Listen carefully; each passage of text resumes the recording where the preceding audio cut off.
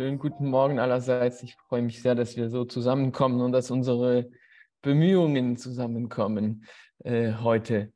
Danke für die Vorstellung. Ich brauche eigentlich gar nichts mehr sagen. Auch hat der Film schon einiges gesagt. Ähm, Danke.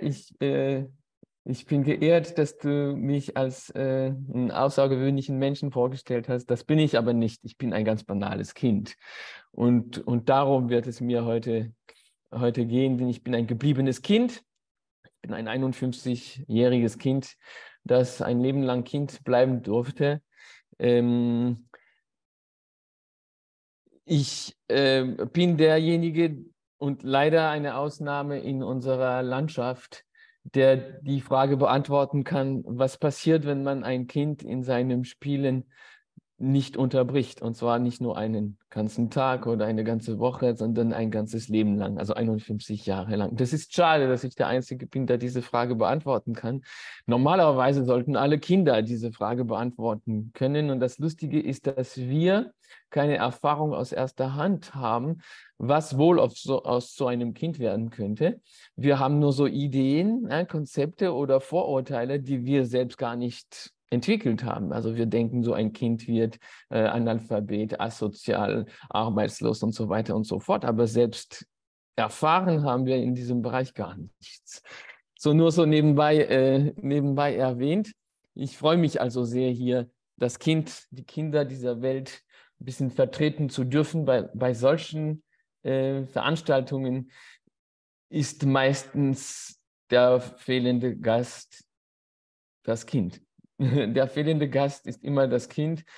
Wir haben gerade bei Gerald eines gesehen, aber sonst ist meistens das Kind einfach gar nicht da.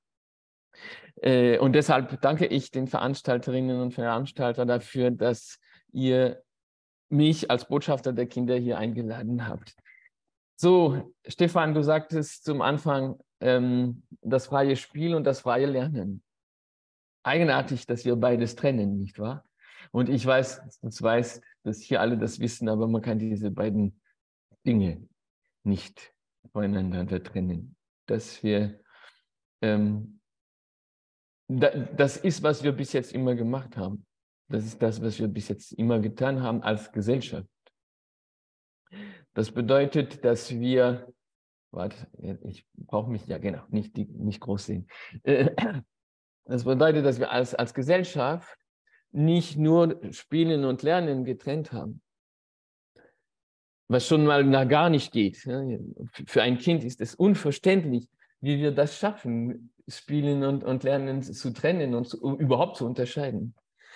Und nicht nur haben wir sie getrennt, wir haben sie an entgegengesetzten Enden auf der auf der Ernsthaftigkeitsskala positioniert, nicht wahr? Einerseits Lernen, sehr wichtig, und andererseits Spielen, nebensächlich, gar nicht so wichtig, nur noch gut für die freie Zeit, wenn du fertig bist mit der Arbeit. Die sakrosankte Arbeit. Der Kult der Mühe. Und ein Kind kann das nicht verstehen, wenn wir einem Kind sagen, du musst dir Mühe geben. Bis jetzt gab es für das Kind viel Anstrengung. Schaut, diese Kinder, die von einem Stapel Stein zum nächsten springen und sie immer weiter auseinandernehmen, um noch weitere Sprünge zu machen, noch eine größere Anstrengung erleben sie dabei, aber Mühe erleben sie da keine. Und das müssten wir bemerkt haben, dass es einen großen Unterschied gibt zwischen der Mühe und der Anstrengung. Anstrengung ist etwas, das man gegebenenfalls in Kauf nimmt. Man weiß, man wird morgen voller Muskelkater sein, aber man macht es aus Begeisterung, von der Begeisterung getragen. Ich möchte das kurz noch illustrieren anhand eines kleinen Beispiels. Es ist so, dass ich war nie in der Schule, ja. Ich wurde auch nicht unterrichtet. Ich wurde nie geweckt und ich wurde in meinem Spielen nie unterbrochen. Und ich habe nun das Glück, dass ich auch zwei Kinder habe, die sehr ähnlich organisch so geschmeidig aufwachsen können. Und ich beobachte sie sehr. Und erst seitdem es sie gibt, erstens gibt es mich auf Erden als nützliche Person und zweitens ist mir bewusst geworden, wie wir die Kindheit nicht sehen, weil ich sie die ganze Zeit ja sehe und dass mich das immer so sehr berührt. Und so nehme ich sie immer wieder zum Beispiel, diese beiden Söhne und auch ganz viele Kinder, die ich seitdem beobachte. Das Problem ist, dass es sehr wenige Kinder gibt, die Kinder sind. Und warum sind die Kinder keine Kinder? Naja, weil wir keine Ahnung haben, was Kinder eigentlich sein könnten, denn wir geben ihnen keine Gelegenheit, das zu werden. Wieso geben wir ihnen da keine Gelegenheit? Naja, weil unsere Kinder sehr schnell bemerken, dass sie mehr geliebt werden, wenn sie dementsprechend, welche Konzepte und Ideen wir im Kopf darüber haben, wie eine Kindheit aussehen sollte. Das heißt, unsere Kinder bemerken sehr schnell, dass man sie mehr liebt, wenn sie weniger sich selbst sind und mehr dementsprechend, was wir von ihnen erwarten. Und wir kennen die Kinder deshalb nicht, wegen einer Aussage, die für mich hier wirklich ausschlaggebend ist, weil unsere Kinder so werden, wie wir sie sehen. Unsere Kinder werden so, wie wir sie sehen. Wenn es nur einen Satz gäbe, den ihr mitnehmen solltet von unserer heutigen Begegnung, dann wäre es dieser. Unsere Kinder werden so, wie wir sie sehen. So eben, und weil wir den Kopf so voll von Konzepten und Ideen und Methoden und allerlei möglichen Konditionierungen haben, was die Kindheit betrifft, werden die Kinder so, wie wir das im Kopf haben und nicht, wie sie werden könnten. Wir haben keine Ahnung, was Kinder eigentlich alles sein könnten. Wir haben vergessen, dass Kinder die Hüter unserer Potenziale sind. Kinder können alles werden, Kinder können alles werden, was der Mensch werden kann. Kinder können alles lernen, was der Mensch lernen kann. Kinder sind die einzigen, die noch in ihren Händen den Faden dessen halten, was wir alles werden und lernen könnten. Weil sie auf die Welt gekommen sind als Potentialbomben, weil die genetischen Programme, aber das wird Professor Dr. Gerald Hüther euch viel mehr darüber erzählen, weil die genetischen Programme keine Ahnung hatten, wo und wann wir auf die Welt kommen werden. So haben sie uns ausgestattet mit allen möglichen Potenzialen, damit wir auf jeden Fall diejenigen in diesem Vorrat finden, die wir brauchen, um dort zu überleben, wo wir auf die Welt kommen. Und das seit Tausenden von Jahren. So kommen wir auf die Welt mit allen möglichen menschlichen Potenzialen in uns. So sind unsere Kinder und wir sehen das nicht. Und wir behandeln sie wie kleine bedürftige Dinge, die unserer Maßnahmen bedürfen, um überhaupt zu werden. Und das werden sie dann. Und ich wollte den kleinen Unterschied zwischen Anstrengung und Mühe unterstreichen. Nicht wahr? Deshalb dieser lange Umweg. Aber Entschuldigung, ich bin ein bisschen ein Spezialist dafür, nicht wahr, Silvia, so auszuschweifen. Aber ich komme immer wieder zurück zum Thema. Ich wollte eine kleine Geschichte erzählen. Das ist mein Erstgeborener, der inzwischen 13 wird demnächst. Frag mich nicht, ich habe keine Ahnung, wie das möglich ist, dass er 13 geworden ist, dass 13 Jahre vergangen sind. Die Geschichte, die ich euch jetzt erzähle, findet vor 10 Jahren statt. Da war er 3 und hatte beobachtet, wie jemand mit dem Mähdrescher den Rasen gemäht hatte. Und er wollte auch mit dem Mähdrescher spielen. Und ich habe gedacht, gut, okay, ich fahre den Mähdrescher, das ist eine große Maschine, ich fahre den Mähdrescher heraus und gebe ihm unter meine Aufsicht, ich gebe ihm den Mähdrescher zum Spielen. Und der kommt, geht ran und sieht eigentlich gar nicht so glücklich aus und sagt, ja, der Motor soll laufen. Weil sonst ist das ja nicht realistisch, oder? Okay, dann starte ich meinen Motor, weißt du, so. Und du merkst, er hat schon mehr Freude dran und dann macht er verständlich, er sprach damals sehr deutlich, er will mit dem fahren. Und er hatte schon beobachtet, wie man mit dem fährt. Man muss das eine so drücken und dann herunter und dann fährt das Ding. Aber der war immer noch nicht zufrieden, denn er sagte, das Messer soll sich drehen, sonst kann man nicht vernünftig Rasen mähen, weißt du. Und er hatte auch beobachtet, wie man das macht.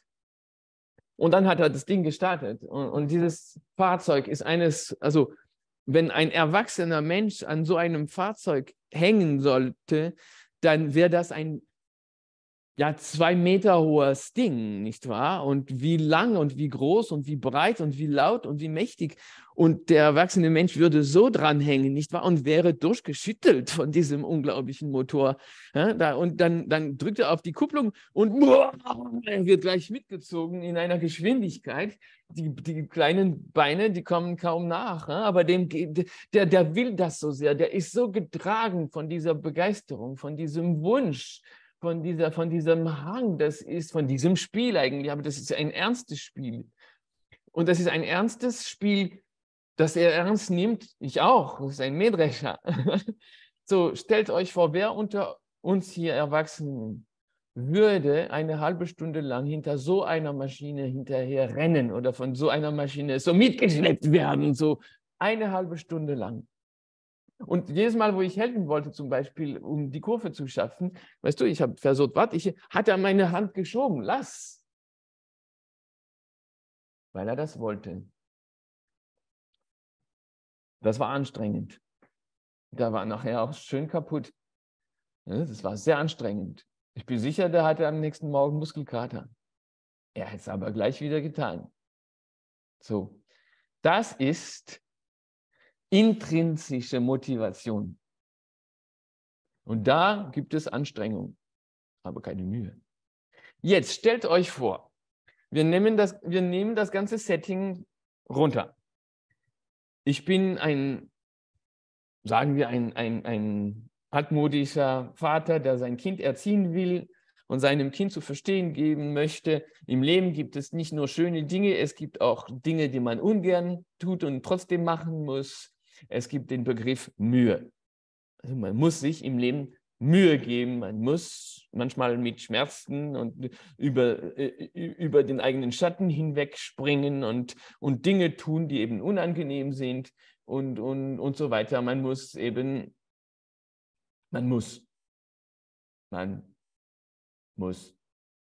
Mühe. Müssen, Mühe. Lustig, ja. Und hätte dem kleinen Antonin gesagt, schau Antonin, jetzt gebe ich dir eine Aufgabe. Es interessiert dich nicht, du bist ein kleines Kind, das ist eine Riesenmaschine, du magst das gar nicht, der Motor ist so laut, der macht dir Angst und so weiter. Eben deshalb musst du jetzt eine halbe Stunde mit dieser Maschine herumfahren. Weil er das nicht gewollt hätte, weil das nicht sein intrinsischer Drang gewesen wäre. Was wäre dann geblieben? Naja, nur noch der Schmerz eigentlich. Zu schnell, zu hoch, zu laut, zu mächtig, zu ungewollt. Dann wäre die Mühe geblieben. Das ist extrinsische Motivation. Ob wir es wollen oder nicht, das funktioniert nicht. Dann kommt die Mühe. Und wir haben als Gesellschaft einen Kult der Mühe entwickeln müssen, ab dem Moment, wo wir der individuellen Begeisterung als Gesellschaft, der individuellen Begeisterung den Rücken gekehrt haben. Und jetzt kehre ich noch mehr zurück zum Anfang, wo ich sagte, Kinder können das mit der Anstrengung sehr gut verstehen, mit der Mühe aber nicht. Und Kinder können das nicht verstehen, dass wir spielen und lernen, voneinander nicht nur unterscheiden, sondern trennen. Und erst noch frei dazu großzügig hinzufügen, nicht wahr?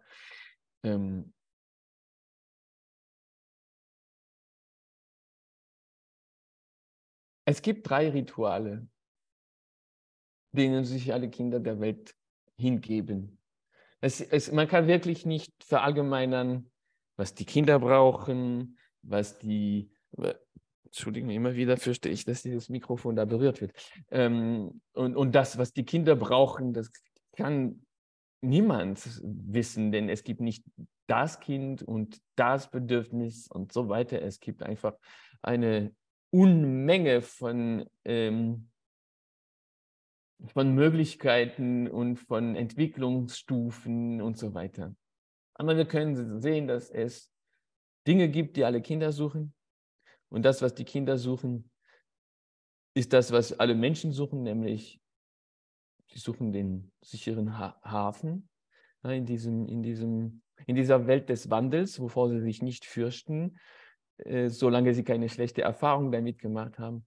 In dieser Welt des Wandels gibt es so Oasen der Beständigkeit und vor allem den sicheren Hafen, wo man immer wieder zurückkehren kann. Das suchen alle Kinder und dann widmen sie sich immer 3 Rituale. Nun, wir wissen gar nicht, wie Lernen geht. Wir verwechseln Lernen mit Aufstapeln von Wissen, ne? Als ob Wissensstapelsteine wären, oder? In jedem Bereich so. Und man würde sie so übereinander so aufstapeln und am Ende drauf sitzen können und man hätte das Wissen. Und man hätte gelernt. Und das funktioniert bei den Stapelsteinen, aber nicht beim Lernen, denn das funktioniert so nicht. Und auch das wird Gerald euch besser erklären als ich, aber unser Gehirn ist nicht optimiert für das Speichern von Informationen, sondern für das Lösen von Problemen. Und deshalb suchen sich die Kinder immer wieder neue Probleme aus, um sie zu lösen.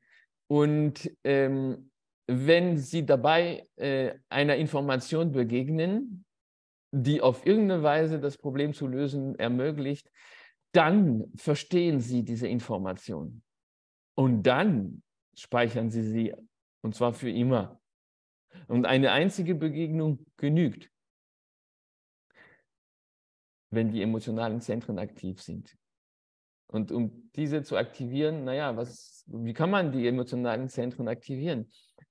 Man kann es nicht, extrinsisch mindestens. Es gibt aber eine Tätigkeit, die diese aktiviert. Und das ist Spielen. Und das ist das, unsere Kinder widmen sich dem Spiel. Und wenn wir sie nicht unterbrechen würden, würden sie das ganze Leben lang nur spielen. Das heißt, das ganze Leben lang sich in den Zustand begeben, in dem wir alles, was wir kennenlernen, nicht nur verstehen, sondern gleich speichern und für immer. Lernen ist nichts, das wir tun können. Lernen ist etwas, das uns passiert. Nebenbei, während wir spielen. Alle anderen Versuche scheitern. Auswendig lernen, also das Aufstapeln von Wissen, funktioniert nicht. 80% von dem, was ihr habt lernen müssen, habt ihr wieder vergessen. 80%. Und wir haben das irgendwie akzeptabel machen müssen, nicht wahr, als Gesellschaft, sonst würden die Leute jetzt nicht mehr mitmachen wollen. Indem es euch wahrscheinlich aufgefallen ist, dass du immer wieder, wenn dir eine verlegende Frage gestellt wird, kannst du immer sagen, oh ja, ach, das habe ich in der Schule gelernt, ich war drin gut, ich hatte immer die besten Noten, aber ich habe inzwischen alles vergessen. Und da sagt man, ja, klar, ich auch, ich habe alles vergessen. Na, logisch, vergisst man doch alles. Ja. Lustig ist es aber, weil es da eine gewisse Diskriminierung trotzdem gibt, weißt du? Man fragt dich, wie viele Mal 9 mal 9 und du sagst, ups, das habe ich gelernt, ich weiß es nicht mehr. Da sagt man, ja klar, ich habe es auch vergessen, gar kein Problem. Und verziehen, gelernt und vergessen, verziehen. Fragt man dich an 9 mal 9, wie viel macht das? Und du sagst, das habe ich nie gelernt. Dann sagt man dir, oh, große Lücke. Wer es froh hätte es mal gelernt. Aber lustig ist, dass beide, der nie gelernt hat und die gelernt und vergessen hat, die sind am gleichen Ort, die können die Frage nicht beantworten. Und trotzdem haben wir darin eine Hierarchie, wir sind krank.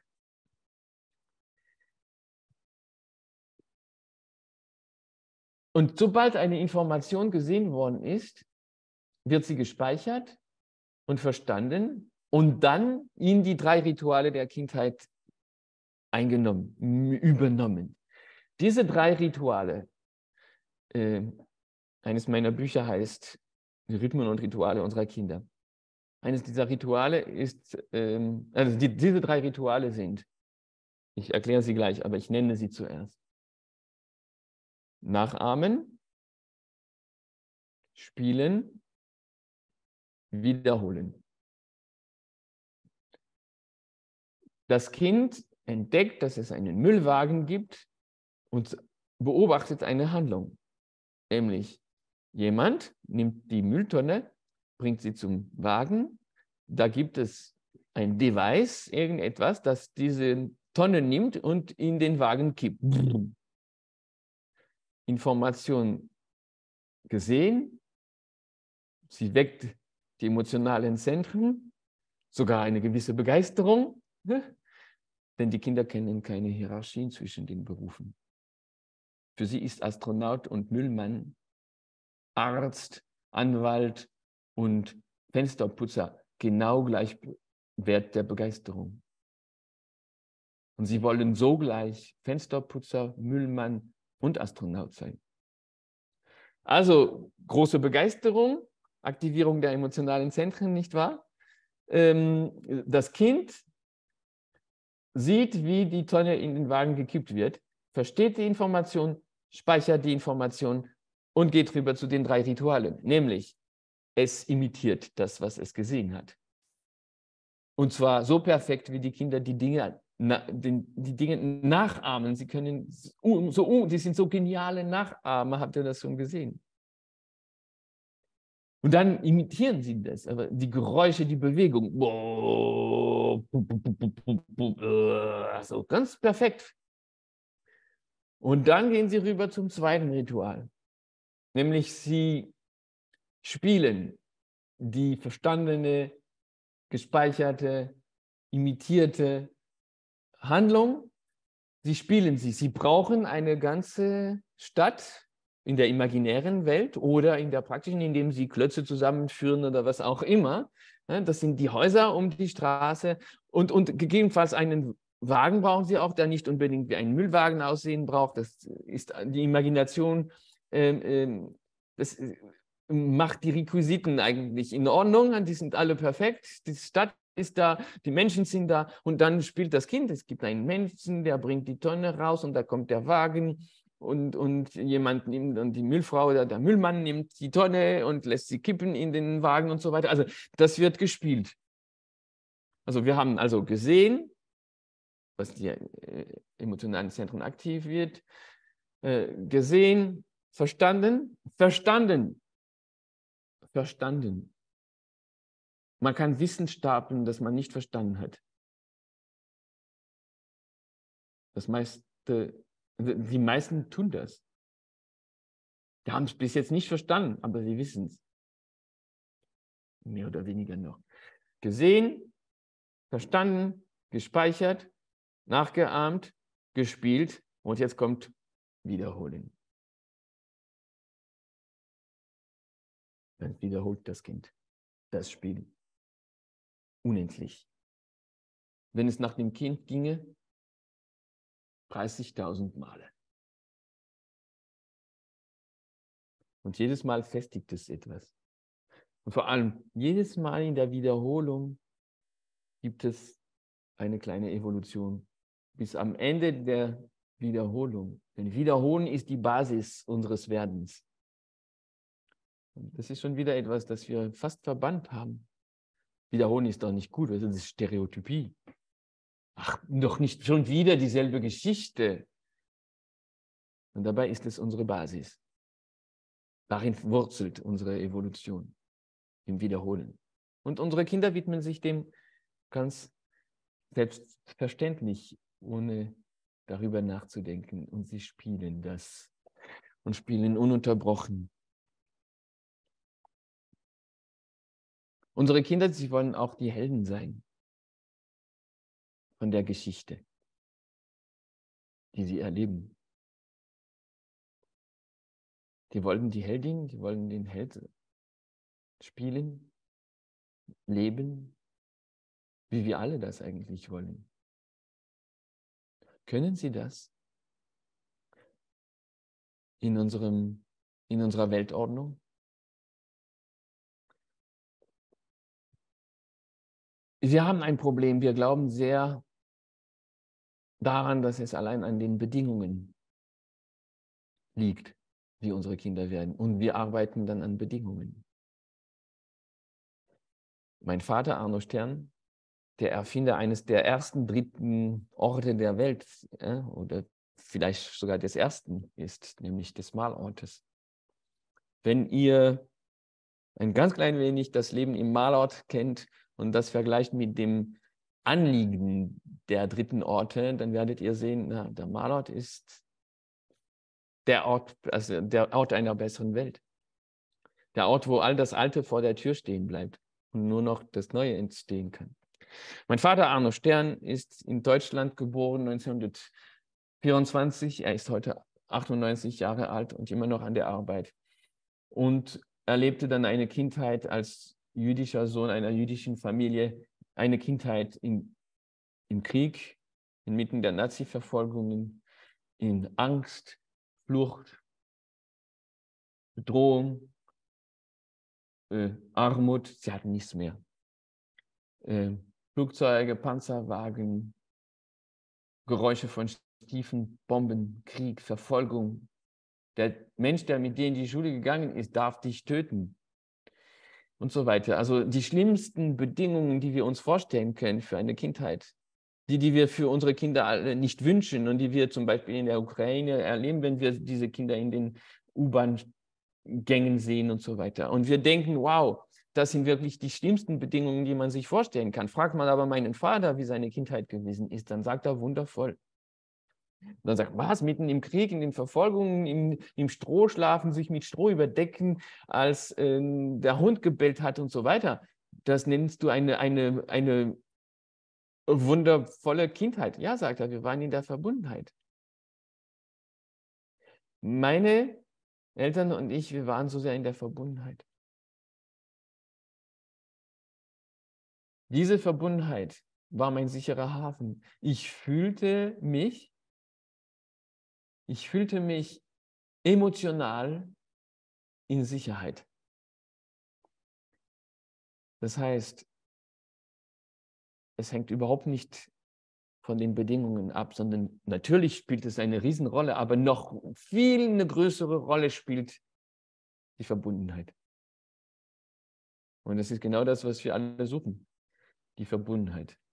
Denn wir haben diese Erfahrung gemacht im Bauch einer Mutter, dass die Verbundenheit unsere Autonomie überhaupt möglich macht.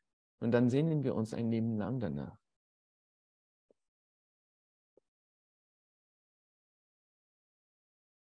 Es gäbe noch vieles, worüber ich berichten möchte, das ich mit euch teilen möchte. Als Kind, ja, ich habe noch ein ganz klein wenig Zeit, aber ich freue mich auch sehr auf die Interaktion mit euch und mit euren Fragen, denn ohne eure Fragen hätte ich über all diese Dinge überhaupt nicht nachgedacht.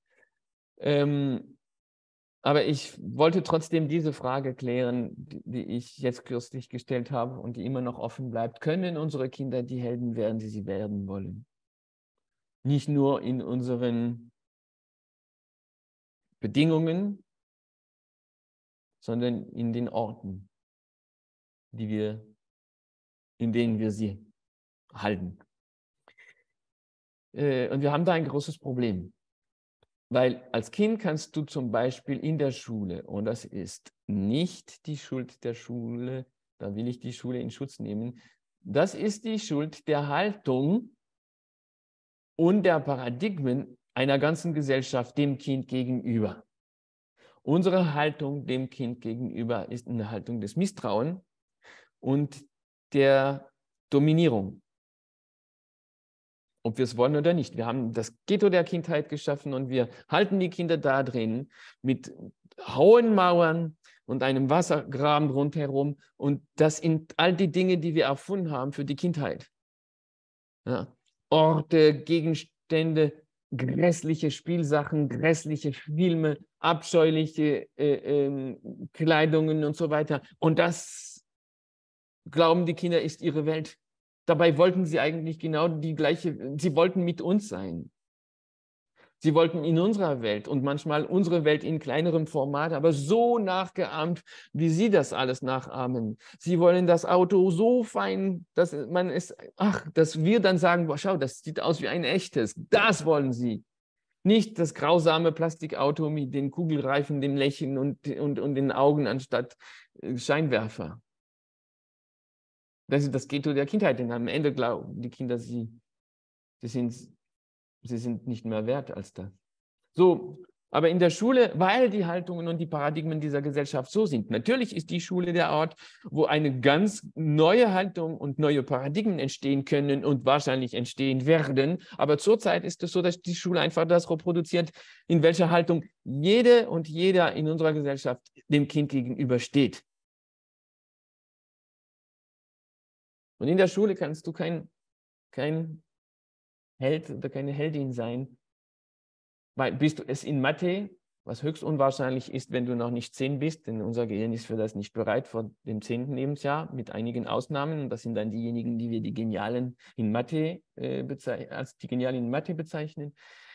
Bist du gut in Mathe, so bist du wahrscheinlich nicht gut in Turnen.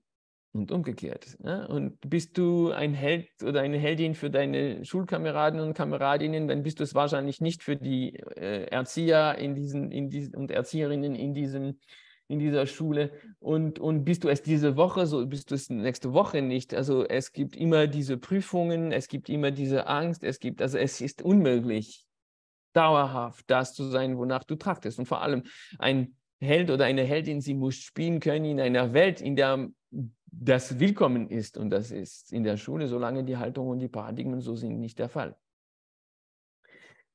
Gut, dann sagt ihr, das ist kein Problem. Dann haben wir doch die andere Hälfte der Kindheit. Die eine Hälfte der Zeit der Kindheit verbringt man in der Schule und die andere Hälfte verbringt man zu Hause. Zu Hause als Paradigma. Als Beispiel, ja, zu Hause stellvertretend für unsere Haltung sonst wo als in der Schule. Zu Hause kannst du unmöglich eine Heldin oder ein Held sein. Weil deine Eltern sind so geworden, wie man sie gesehen hat. Deine Eltern sehen sich heute noch so, wie sie angesehen worden sind, als sie Kind waren. Und jetzt schauen sie auf dich mit denselben Augen, wie auf sie geschaut worden ist, als die Kinder waren. Das ist ein Teufelskreis, den müssen wir irgendwo unterbrechen. Und so gibt es immer wieder diesen Satz zu hören.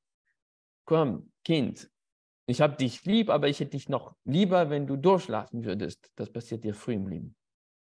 Ich habe dich lieb, aber ich hätte dich noch lieber, wenn du bessere Noten nach Hause bringen würdest. Ich habe dich lieb, aber ich hätte dich noch, das ist nicht bedingungslos, oder?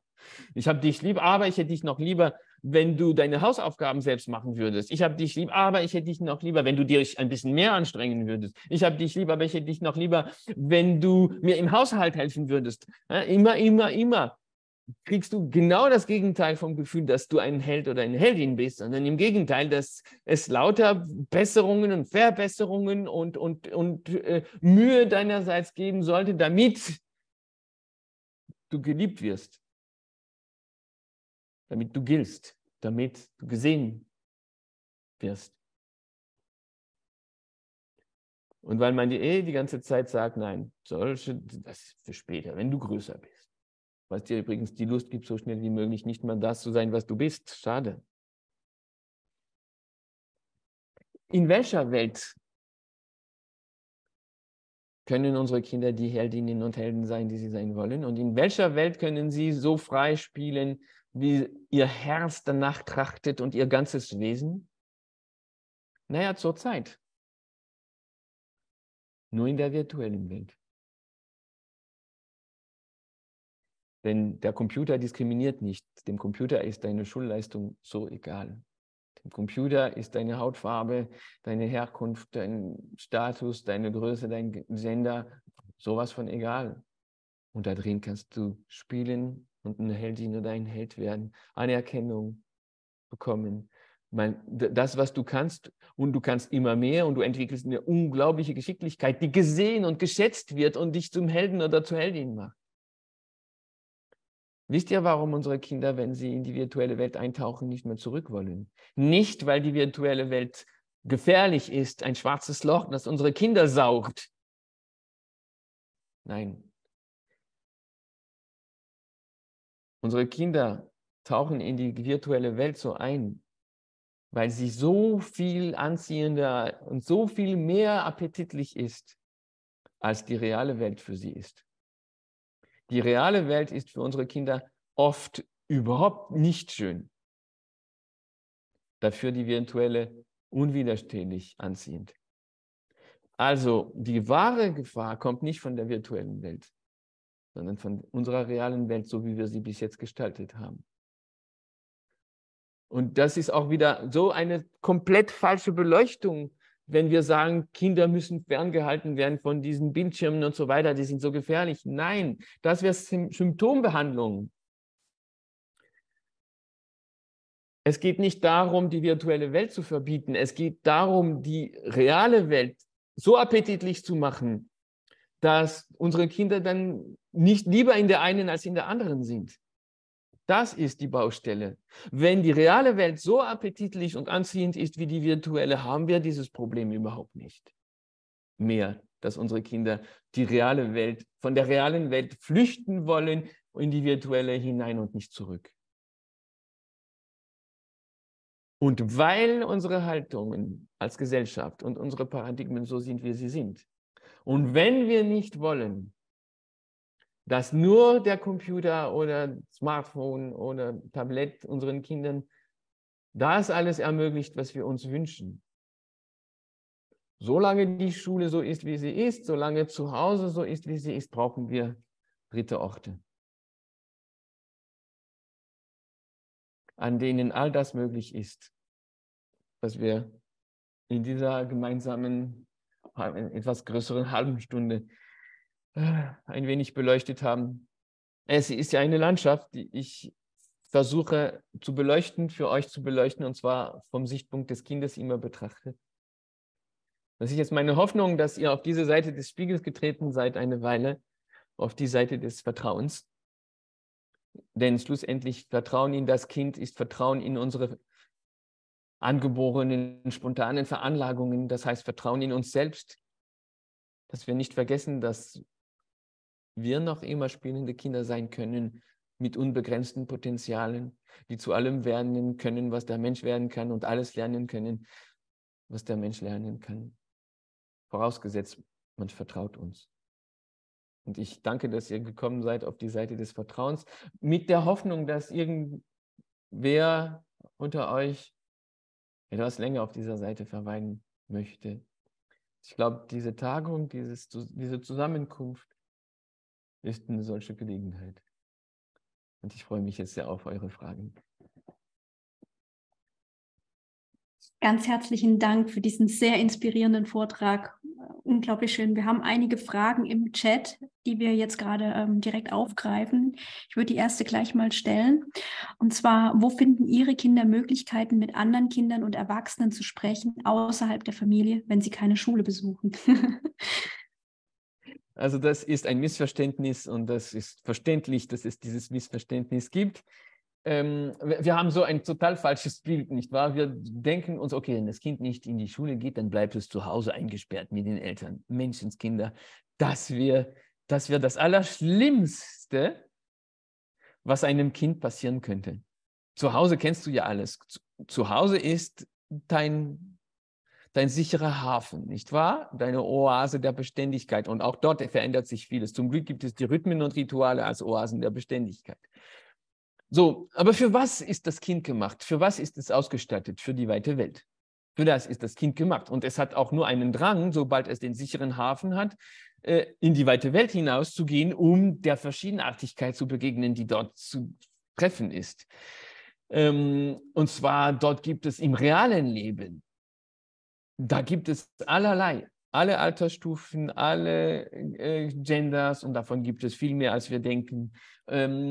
Es gibt alle Berufe, alle Begeisterungen, alle Kompetenzen, alle Religionen, alle Größen, alle Altersstufen, eben schon erwähnt und so weiter. Und durch diese Verschiedenartigkeit entsteht die gegenseitige Bereicherung, denn du und du und du und ich zusammen wissen viel mehr als jeder von uns und jede von uns einzeln. Und vor allem du und ich und er zusammen können Dinge erreichen, die wir alleine nicht erreichen können. Und das mit diesem Gefühl des Kindes, das für alles offen ist und keine Vorurteile und keine Hierarchien kennt und das Gefühl hat, ich bin die richtige Person am richtigen Ort zur richtigen Zeit. Was nicht bedeutet, ich bin besser oder schlechter als andere, sondern wir sind hier die richtige Person am richtigen Ort zur richtigen Zeit. So will das Kind in die weite Welt hinaus, dem Neuen entgegen.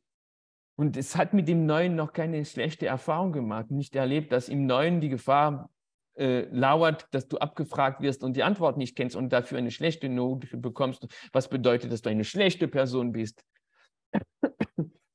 Unsere Kinder wollen in die weite Welt hinaus. Und nicht in die Schule zu gehen, ist, es liegt doch auf der Hand, die beste Möglichkeit, die dir gegeben wird, von morgen bis abends in die weite Welt hinauszugehen. Und das ist das, was meine Kinder tun.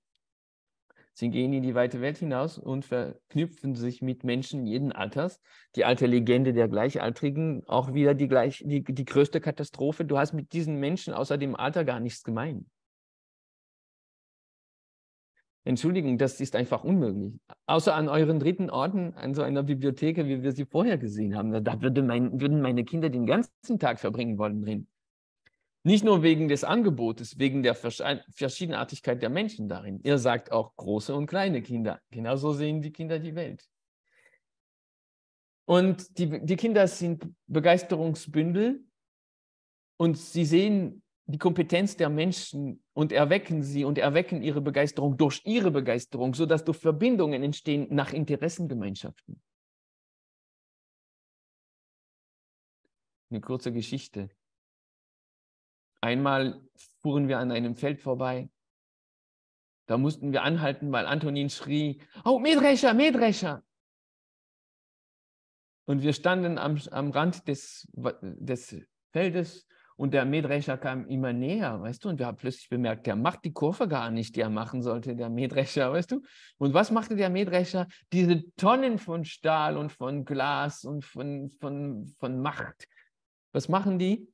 Die halten vor den Füßen des 4-jährigen Kindes so einfach an. Boah! Dann macht der Mähdrescherfahrer die Türe auf und sagt, hey, wollen Sie hochkommen? Wollen Sie mit da einsteigen? Kommen Sie doch hoch, kommen Sie. Auch Sie, sagt er mir. Weil der Kleine war schon dabei, auf die Leiter zu klettern natürlich. Und so setzen wir uns dort neben diesen Menschen hin und der fährt so und ist ganz begeistert und Antonin so begeistert, so begeistert. Und der Mann, der sagt mir, warum er ihm alles erklären will und auch ihn fahren lassen will. Er sagt, wissen Sie, ich fahre seit Tagen hier rum, gesehen hat mich bis jetzt niemand. Der Einzige, der Erste, der mich sieht, ist der kleine Mann da. Und wisst ihr was? Antonin sieht ihn, was schon ziemlich ungewöhnlich ist für diesen Menschen. Er bewundert ihn für sein Können. Und dass er bewundert wird, ist so neu im Leben dieses Mannes, dass er uns gar nicht mehr gehen lassen will. Denn solange wir da sind, solange das Kind da ist er wer? Ist er jemanden, den man sieht und bewundert, was er sonst nie ist in seinem Leben. Irgendwann mussten wir wirklich gehen und wir waren schon auf der Treppe und der ruft mich zurück, er sagt mir, bitte geben Sie mir Ihre Telefonnummer. Ich bin nächste Woche wieder hier, ich mag Sie anrufen und Antonin einladen, dass er mit mir weiter da herumfährt. Und haben Sie keine Zeit, ihn zu fahren? Machen? Ich fahre vorbei, ich hole ihn ab. Ich kümmere mich den ganzen Tag um ihn, hat er gesagt. Sie brauchen die Sandwich gar nicht machen, ich mache sie, wenn Sie wollen. So, der Mann ist 60, Antonin ist damals 4 gewesen. So haben sie zueinander gefunden, sind dickste Freunde geworden. Ja, sie sprechen miteinander. Ja, sie bereichern sich gegenseitig. Und der Fensterputzer gleichermaßen mit Benjamin. Und all die Menschen, die sie um ihre Begeisterung versammeln. Stell dir vor, ich finde, es gibt nichts Schlimmeres als Autos und als Sport. Was will Antonin für eine Karriere, eine Laufbahn und woran arbeitet er seit 5 Jahren? Motorsport. Rennfahren, Pilot. Der hat die unglaublichsten Menschen um sich herum versammelt. Formel-1-Weltmeister hat er in seinen Kreis gezogen. Jawohl. Und weitere Kinder gleichen Alters und seine Coaches, die vor lauter Begeisterung an seiner Begeisterung ihm alles geben, was sie können, weil er gesehen hat, was sie können. Und weil er ihnen gesagt hat, jetzt habt ihr die Gelegenheit, in meinem Leben eine unentbehrliche Rolle zu spielen. So entstehen die sozialen Netzwerke. Übrigens sehr praktisch. In der Zeit, wo Antonin auf dem Mähdrescher ist, können wir zu Hause was anderes machen. Ist das eine Antwort auf deine Frage? Ich glaube, das ist jetzt an das Publikum gerichtet. Ich vermute, dass es eine Antwort ist. Eine sehr schöne, sehr inspirierende auch wieder. Laura sagt ja, danke. Also ich glaube, genau. wir haben tatsächlich auch so eine kleine Diskussion im Chat gehabt von, ich hoffe, ich spreche es richtig aus, von Janet Torres, die Frage gestellt hat oder die Anmerkung gemacht hat, verstehe ich das richtig? Es geht darum, das formelle Lernen durch informelles zu ersetzen. Ich war davon ausgegangen, dass es hier jetzt bei unserer Tagung um dritte Orte geht und nicht um das Ersetzen der Schule. Also, glaube ich, ein bisschen Frage und ein Statement gleichzeitig war. Also das mal an dich weitergeleitet. An mich? Ja, aber das war ganz am Anfang des Vortrages. Ich denke, das hat sich inzwischen erübrigt, oder? Es geht nicht darum, irgendetwas zu ersetzen. Es geht darum, eine alte Haltung des Misstrauens hinter uns zu lassen und in eine neue Haltung des Vertrauens zu treten. Ich bin nicht hier, um zu sagen, denn entschuldige, informelles oder formelles Lernen, das alles sind Methoden. Und ich glaube nicht an Methoden, ich glaube an Haltung. Haltung kommt vor der Methode. Um es zusammenzufassen, um diese Frage zu beantworten, die gewiss am Anfang gestellt worden ist. Ich kenne Kinder, die nicht in die Schule gehen, aber ihre Eltern sind so sehr in der alten Haltung, dass diese Kinder so eine Kindheit haben wie alle Kinder, die in die Schule gehen, obwohl sie nicht in die Schule gehen. Ich kenne Kinder, sie gehen in die Schule, aber ihre Eltern sind so sehr in der neuen Haltung, dass diese Kinder eine Kindheit erleben, die sehr ähnlich ist zu die ich erlebt habe, obwohl sie in die Schule gehen. So, ich hoffe, somit ist die Frage geklärt. Mir geht es nicht darum, informelles Lernen zu verteidigen und zu sagen, das ist besser als. Entschuldigung, glaube nicht daran.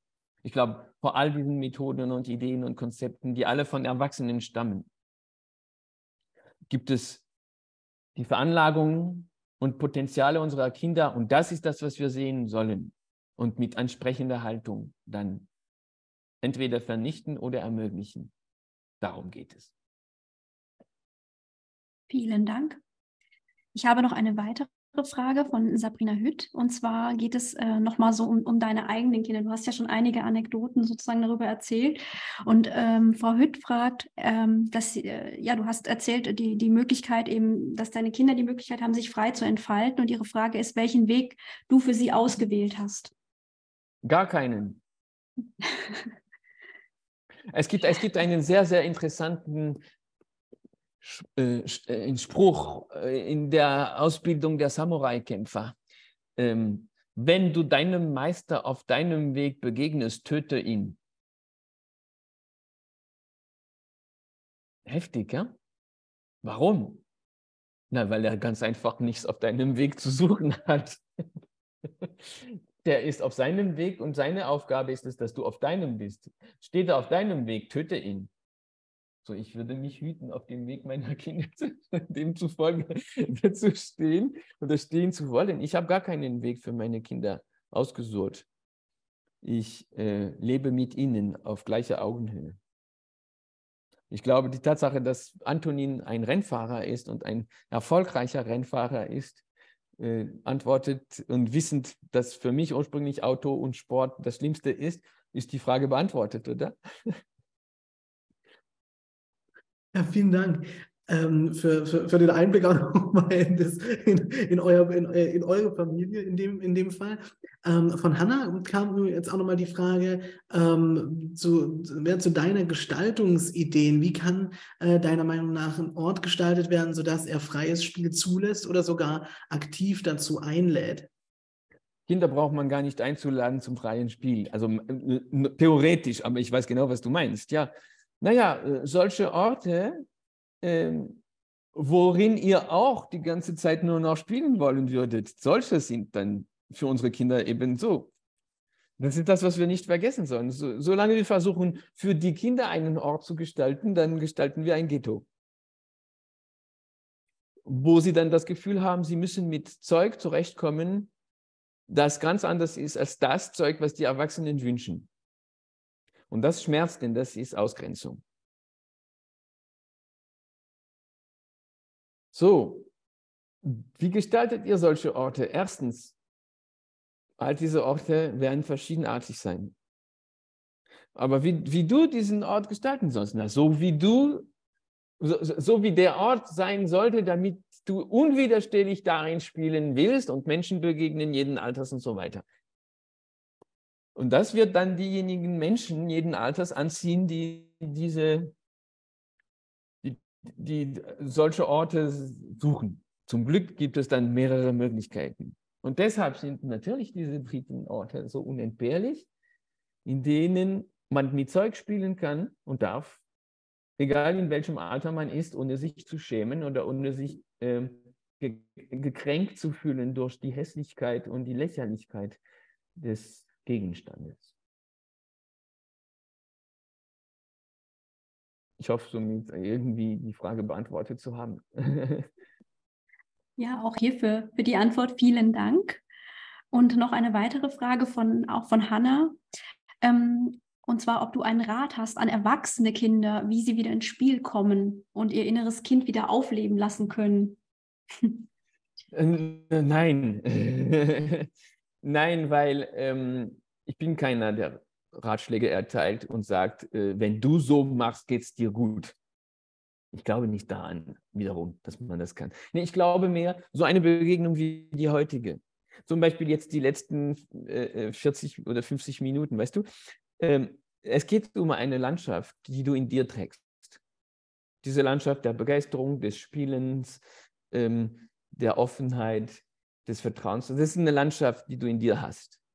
Das ist ein innerer See. Der ist nur verdeckt mit so vielen Vorhängen, mit all dem Müssen, mit all der Mühe, mit all den schlechten Erfahrungen, mit der Art und Weise, wie du dich siehst, weil man dich so gesehen hat und du so geworden bist, wie man dich gesehen hat. 2 Punkte wollte ich erwähnen. Ich bin sicher, dass mein sogenannter Vortrag eine Ecke dieser Vorhänge hat lüften können und du hast erblicken können, wie diese Landschaft ist. Zumal ich sie von der Seite des Kindes her beleuchtet habe. Das wird etwas in dir bewirken, dass du diese Landschaft wieder erblickt hast. Was es bewirken wird, wie es das bewirken wird, keine Ahnung. Gewiss mit etwas Unbehagen begrüßen wir dieses Unbehagen. In diesem Unbehagen wurzelt das wahre Neue, das nur du entwickeln kannst, in deiner Konstellation, in deiner Lage, in deiner Familie, in deinen Kreisen, in deiner Umgebung. Niemand kann diese Frage für dich beantworten. Nur diese Frage für dich wünschenswert machen. Das haben wir, glaube ich, heute gemacht und werden im weiteren Verlauf des Tages weiterhin machen. Noch etwas. Ich habe gesagt, unsere Kinder hören von Anfang an und somit wird das verletzte Kind generiert, das alle in sich tragen. Unsere Kinder hören die ganze Zeit, ich habe dich lieb, aber ich hätte dich lieber, wenn du durchschlafen würdest. Ich habe dich lieb, aber ich hätte dich lieber, wenn. Das hören wir ein Leben lang. Und das verletzt uns ununterbrochen. Und das, was wir aber alle hören wollten, war, ich habe dich lieb, weil du so bist, wie du bist. Ich habe dich lieb, weil du so bist, wie du bist, ist das, was jede und jeder hier eigentlich hören wollte. Als Kind und jetzt noch immer.